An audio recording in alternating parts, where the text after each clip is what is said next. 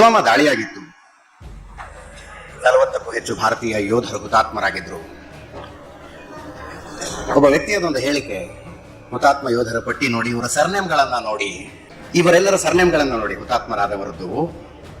ಇದನ್ನು ನೋಡಿದ್ರೆ ಅರ್ಥ ಆಗುತ್ತೆ ದೇಶಕ್ಕಾಗಿ ಪ್ರಾಣ ಕೊಡುವ ಸಮುದಾಯಗಳು ಯಾವ್ಯಾವುದು ಅಂತ. ನಮಗೆಲ್ಲ ಬಹಳ ಶಾಕ್ ಆಗ್ಬಿಡ್ತು.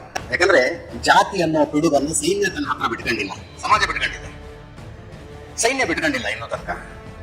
ಕೆಲವು ವರ್ಷಗಳ ಹಿಂದೆ ಸೈನ್ಯದಲ್ಲಿ ಯಾವ್ಯಾವ ಧರ್ಮದವರು ಜಾತಿಯವರು ಎಷ್ಟೆಷ್ಟಿದ್ದಾರೆ ಅನ್ನೋದರ ಸರ್ವೆ ಆಗ್ಬೇಕು ಅಂತ ಹೊರಟಾಗ ಸೈನ್ಯ ಎದ್ದು ನಿಂತು ಹೇಳ್ತು, ಅದನ್ನೆಲ್ಲ ನಿಮ್ಮಲ್ಲೇ ಇಟ್ಕೊಳ್ಳಿ, ನಾಗರಿಕ ಸಮಾಜ ಅಂತ ಏನ್ ಕರ್ಕರ್ತೀರಿ ನೀವೇ ಇಟ್ಕೊಳ್ಳಿ, ನಮ್ಮ ಹತ್ರಕ್ಕೆ ಅದನ್ನೆಲ್ಲ ತರಬೇಡಿ ಅಂತ ಹೇಳಿದ್ದು ಸೈನ್ಯ. ಅಂದ್ರೆ ಹುತಾತ್ಮ ಯೋಧರ ಪಟ್ಟಿಯನ್ನು ಇಟ್ಕೊಂಡು ಕೆಲವು ಜಾತಿಗಳವ್ರು ಮಾತ್ರ ಇರ್ತಾರೆ, ಉಳಿದವ್ರು ಯಾಕೆ ಹುತಾತ್ಮರಾಗೋದಿಲ್ಲ ಅನ್ನೋ ಥರದ ಪ್ರಶ್ನೆಯನ್ನು ಕೇಳಲಾಯ್ತು. ನಾನು ಹೇಳಿದೆ, ಅವರನ್ನು ಹುತಾತ್ಮರಾಗಿಸಿದವರ ಸರ್ನೇಮದು ಒಂದ್ಸಲ ಲಿಸ್ಟ್ ತೆಗೀರಿ ನೋಡೋಣ ಅಂತ. ಅವರನ್ನು ಯಾರು ಹುತಾತ್ಮರನ್ನಾಗಿಸಿದ್ರು, ಯಾರು ಕಗ್ಗೊಲೆ ಮಾಡಿದ್ರು, ಅವ್ರ ಸರ್ನೇಮಗಳದೊಂದು ಲಿಸ್ಟ್ ಯಾವತ್ತಾರು ತೆಗೆಯೋದಕ್ಕಾಗತ್ತಾ ನಿಮಗೆ?